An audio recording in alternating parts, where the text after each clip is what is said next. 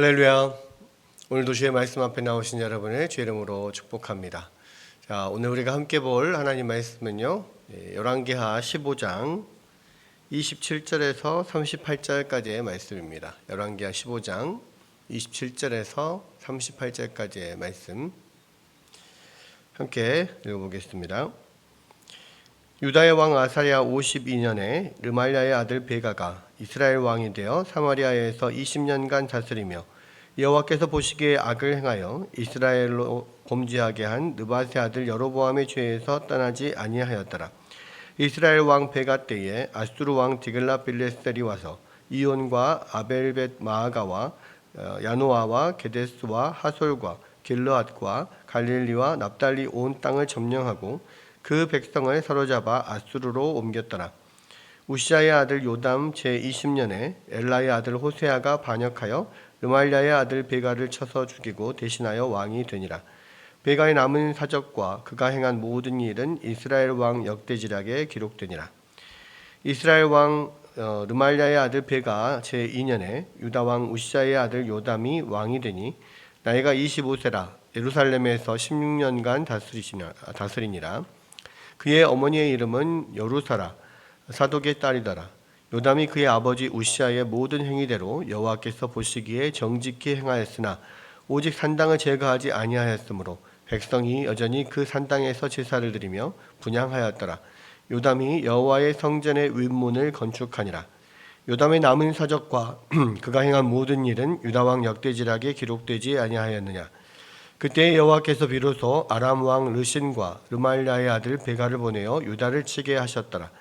요담이 그의 조상들과 함께 잠에 그의 조상 다윗성의 조상들과 함께 장사되고 그의 아들 아하스가 대신하여 왕이 되니라. 아멘. 오늘은 이제 열왕기하 15장 마지막 부분인데요. 열왕기하 15장에는 많은 왕들이 등장을 합니다. 그러니까 이제 북이스라엘에서 이제 예후 왕조가 마지막으로 끝나게 되죠. 이 예후 왕조가 바로 이제 스가랴에서 이제 끝나게 되는데요. 자, 이 스가랴 왕은 예후 왕조의 이제 마지막 왕이죠. 그러니까 예후부터 시작을 해서 예후, 여호아스, 요아스, 여로보암 그리고 스가랴 이렇게 나오는데요. 이 스가랴가 이 마지막 예후 왕조의 예후 자손으로서의 왕이 된 사람이 마지막 스가랴인데, 이 스가랴는 이 왕위에 오른 지 6개월 만에 반란으로 인해서 죽게 됩니다. 그리고 이 스가랴를 대신해서 이 살룸이 왕위에 오르지만 한 달밖에 또 왕위에 오르지 못합니다.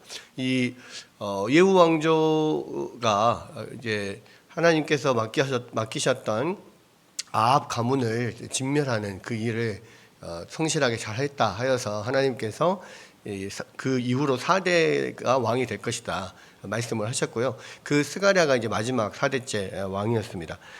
그리고 이제 살룸에 의해서 반역이 일어나서 죽고 6개월 만에 살룸이 또 이제 왕위에 올랐는데 한 달 만에 또 반역이 일어나요.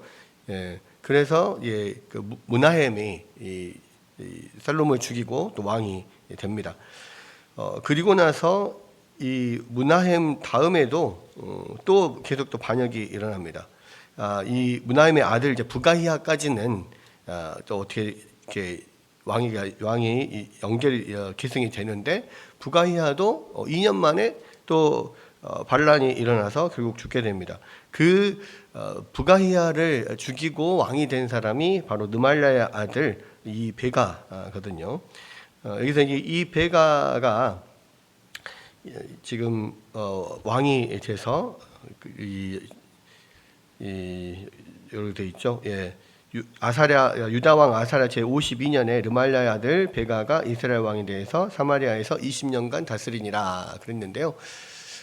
상당히 지금 이 북이스라엘은 멸망으로 지금 거의 이제 치닫고 있는 과정입니다. 그래서 계속 왕이 쿠데타가 계속 일어나서 바뀌고 그렇게 어수선한 그런 가운데 이 베가는 그래도 20년을 다스렸다 하면 상당히 오랫동안 다스린 거거든요. 그런데 이 다른 이제 뭐 아수르나 이런 데 역사서를 이렇게 쭉 찾아보면 20년이라고 하는 이 해가 이 르말리아가 왕위에 올라서 이렇게 다스렸던 그런 횟수가 아니고 한 12년 정도는 자기의 고향이었던 길르앗에서부터 어떤 그 권력을 잡고 계속해서 세를 불려나가면서 결국에는 이제 사마리아로 들어와서 한 12년 만에 사마리아로 들어와서 한 8년 정도를 다스렸다. 보통 이렇게 전체적인 역사에서는 이렇게 보고 있습니다. 근데 어쨌거나 이 모든 북이스라엘 왕은 이 아합 가문처럼 아예 그냥 그 뭐 바알을 섬기거나 뭐 이렇게 하지 않는다고 해도 여전히 원죄처럼 벗어날 수 없었던 죄가 있습니다. 그게 바로 여로보암의 아들 여로보암의 그 뒤를 따라서 여로보암이 만들어 놓은 그런 종교를 따라서 이게 가는 거죠. 그래서 예루살렘에 와서 이 예배를 드리는 대신에 제사를 드리는 대신에 이 단과 베델에다가 금송아지를 만들어 놓고 이 금송아지가 너희를 애굽에서 이끌어낸 여호와다, 그렇게 이야기를 하면서 자기들식의 그런 제사를 드리게 한 겁니다. 그런데 이제 그 여로보암의 죄에서 그 이후의 모든 왕들이 벗어나지를 못해요. 왜냐하면 결국 원래 하나님 말씀대로 율법대로 이 제사를 지내려면 모든 이스라엘 백성들이 다 예루살렘으로 가서 제사를 드려야 되는데, 근데 지금 정치적으로 지금 나눠져 있잖아요. 유다 또 예루살렘으로 이스라엘 백성들이 내려가면 그것을 왔다 갔다 하다 보면 이 다윗 왕가의 이 백성들의 마음이 뺏길까봐, 그래서 그것 때문에 그 길을 열어놓지를 못하는 겁니다. 그리고 이제 아마도 지금 이 정도 됐을 때, 지금 이제 뭐 거의 북이스라엘이 이제 거의 망해가고 있는 그런 상황이잖아요. 이쯤 되면 그 여호와 하나님을 어떻게 섬기는 것이 바르게 섬기는가에 대한 개념도 아예 아마 없고, 그냥 그 대대로 왕이 해왔던 대로 그냥 그렇게 그냥 해왔을 가능성이 큽니다. 그러나 분명한 것은 그것은 하나님께서 원하시는 그런 제사법은 아니고, 이 하나님의 10계명 중에서 제1계명은 이 예배의 대상에 관한 거, 그러니까 여호와 하나님 외에 다른 신을 내게 두지 말라라고 한 것이고, 그러니까 예배의 대상 오직 하나님만이 예배의 대상이라는 것이고, 두 번째 계명은 이 너를 위하여 새긴 우상을 만들지 말라고 했을 때, 이것은 예배의 방법에 대한 이야기입니다. 그래서 하나님께서 분명하게 세세하게 예배의 방법을 알려주셨는데, 이방 신들 섬기는 것처럼 그렇게 우상을 만들어 놓고 그런 방식으로 섬기지 말라라고 하는 것이 이 계명의 그 내용이거든요. 그러니까 지금 북이스라엘은 이 10계명 중에서 지금 이 계명을 어기고 있는 거예요. 여로보암의 길이라고 하는 것은 그런 겁니다. 여호와 하나님을 섬긴다고 말은 하지만 자기 방식대로 자기들 마음대로 그렇게 예배를 드리고 있는 거예요. 제사를 드리고 있는 거예요.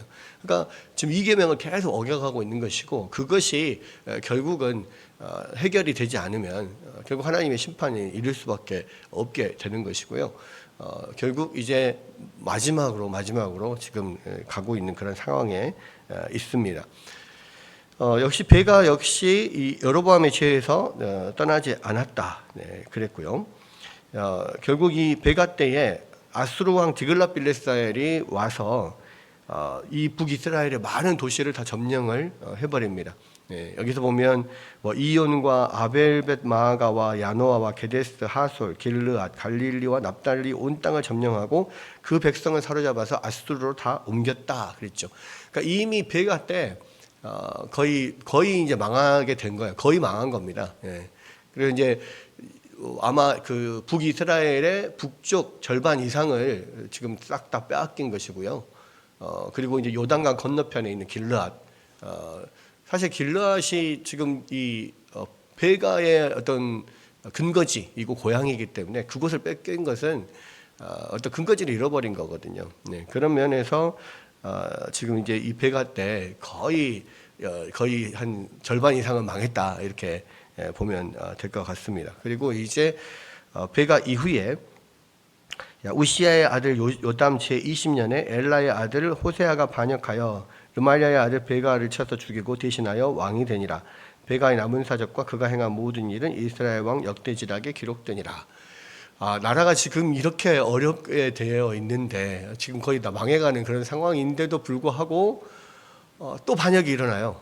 그래서 이제 이 호세아 왕이 북이스라엘의 마지막 왕이 되는데, 근데 이제 그 아수르의 그런 그 역사적 기록에 보면 이 호세아가 사실은 본인이 이제 반역을 하기 위해서 그렇게 했다기보다는 디글랏빌레셀의 어떤 사주를 받아가지고 어떤 내지는 허락을 받아가지고 그렇게 디글랏빌레셀이 그 내정 간섭을 사실은 한 거죠. 그래서 이 호세아를 통해서 반역을 일으키게 하고 베가를 패하고 호세아를 대신 세운 겁니다.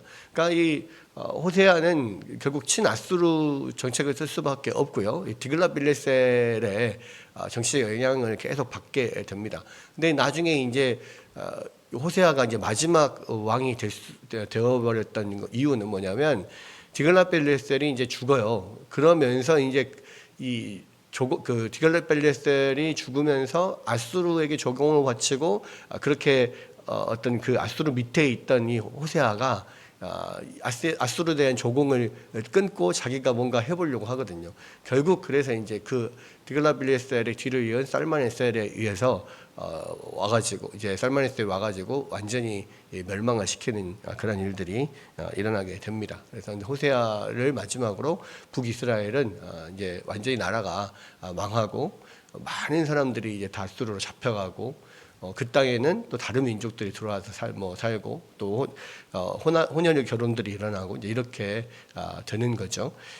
그런데 결국은 이게 이제 정치적인 그런 상황에서 그렇게 그냥 된 것이 아니라 결국 하나님께서 끝까지 그 이스라엘 백성들의 어떤 우상 숭배와 또 하나님의 방법대로 하나님께서 원하시는 방법대로 제사를 드리지 않고 하나님을 제대로 섬기지 않는 순종하지 않는 그런 것들에 대해서 끝까지 하나님께서 계속 기회를 주셨지만 마지막까지 결국은 하나님 앞에 회개하고 돌아오지 않음으로써 하나님의 징계를 받은 거다라고 이제 열왕기는 이야기를 하고 있는 거죠.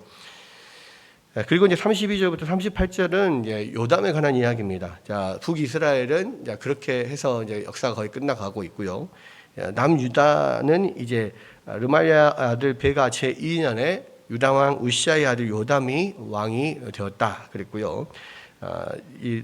이때가 25세였고 예루살렘에서 16년간을 다스렸다. 그리고 그의 어머니의 이름은 여루사, 또 사독의 사딸이었다. 이렇게 이야기를 하고 있습니다.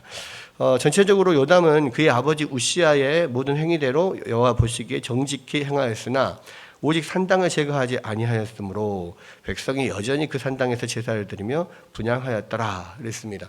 그러니까 그 아버지도 그렇고 아사랴도 또 할아버지인 아마샤도 뭐 그 위에 다른 많은 선한 왕들 여호사밧이나 아사나 뭐 이런 왕들도 하나님 앞에 다 정직히 행하였지만 한 가지 하지 못한 게 산당을 제거하지 못한 거예요. 이 산당의 제사는 역시 뭐 우상을 숭배하거나 그런 것은 아닙니다만은 하나님께서 정하신 곳 예루살렘에서 하나님께서 정하신 대로 제사를 드리도록 그렇게 하나님께서 정하셨는데 그냥 예루살렘이 아닌 뭐 자기들 집 근처에 어떤 산에다가 산당을 지어놓고 거기서 하나님 앞에 이렇게 제사를 지내는 거예요. 그러니까 자기 마음대로 그 장소를 바꾸는 거죠. 그리고 제사의 어떤 내용도 자체도 하나님께서 이렇게 정하신 대로 하지 않고 좀 약간의 우상 숭배와 혼합되어 있는 이런 면들이 분명히 있었다는 거죠. 그런 것들을 이제 다른 모든 것들은 다 하나님의 뜻대로 했는데 그것을 제거하지 못한 것. 근데 그것이 계속해서 이 유다 왕들의 발목을 잡습니다. 결국은 이제 그 이후에 히스기야 요시야 시대에 종교 개혁이 일어나면서 완전한 이게 이제 산당이 제거가 되긴 하지만 그 전에 있는 왕들이 모든 것들을 하나님의 뭐 정직하게 행했지만 이 부분을 하지 못하였던 그 일들이 있어서 결국 이 산당 제사도 사실 하나님께서 정하신 그 제사를 완전하게 하나님께서 정하신 방법대로 드리지 않고 있는 거거든요. 그런 면에서 이 하나님의 징계들이 계속 떨어지게 되고, 여기서도 뒤에 보면 나중에 그 아람 왕 르신과 르말랴의 아들 베가를 보내어서 하나님께서 유다를 치게 하셨다라는 것이 이런 내용이 나오는데, 결국 요담도 아버지나 할아버지의 그 뒤를 이어서 정직히 행했지만 산당을 제거하지 못함으로 결국은 그 죄로 인하여서 이러한 또 벌을 또 받게 되는 그런 면들이 분명히 있었다라는 겁니다. 그러나 요담은 하나님 앞에서 또 정직히 행한 부분이 있었고요. 또 요담의 치적이 또 하나 기록이 되어 있는데, 여호와의 성전의 윗문을 건축했다. 요담은 이미 아사랴, 자기 아버지 우시야 또는 아사랴라고 불리는 자기 아버지가 말년에 교만해서 하나님의 그 성전에 들어가서 자기가 스스로 제사장이 돼서 분향을 하려고 했다가 결국은 문둥병에 걸려서 이게 나오게 되는 그런 것들을 눈으로 봤거든요. 그러니까 요담은 여호와의 성전에 대해서 굉장히 이렇게 경외심을 갖고 또 두려움을 갖고 그렇게 조심했던 그런 왕 중에 하나하고, 그렇기 때문에 여호와의 성전을 또 이렇게 보수하고 이런 일들도 했습니다. 그래서 성전의 윗문을 건축하는 일을 한 것이 하나님 앞에서 좀 그런 치적으로서 기록이 되어 있고요. 그 역다나 이제 다른 곳을 보면 사실 요담이 이때 많은 건축 사업들을 해서 많은 성들을 세웠습니다. 왜냐하면 이때가 지금 한참 그 아수르가 강성해서 계속 이 북이스라엘이나 지금 팔레스타인 지역 또 아람 이쪽 지역을 계속 압박하고 있었을 때거든요. 그렇기 때문에 그 군사적인 대비를 하기 위해서 많은 성들을 건축하고 이런 왕으로서의 했던 좋은 치적들도 많이 있지만, 그러나 열왕기에서는 그러한 것들은 어떤 왕으로서의 어떤 치적들은 사실 잘 나오지 않고, 이 왕이 어떻게 하나님 앞에서 어떤 그 마음이 바로 섰느냐, 또 하나님 앞에 또 열심으로 주님 하나님을 섬겼느냐, 뭐 이런 부분을 더 강조해서 나오기 때문에 그런 취직들은 하나도 나오지 않고 여호와의 성전 윗문을 건축한 것만 나옵니다. 그렇게 해서 이제 요담은 이제 그가 이제 제위하는 기간 동안에 또 하나님의 뜻 안에서 이 산당을 제거하지 못한 부분을 빼놓고는 잘 또 다스렸다라고 하는 부분들이 이제 나오고 15장이 끝나는데요. 결국 이 15장 마지막 부분에 북이스라엘과 남유다가 계속 비교가 되는 거죠.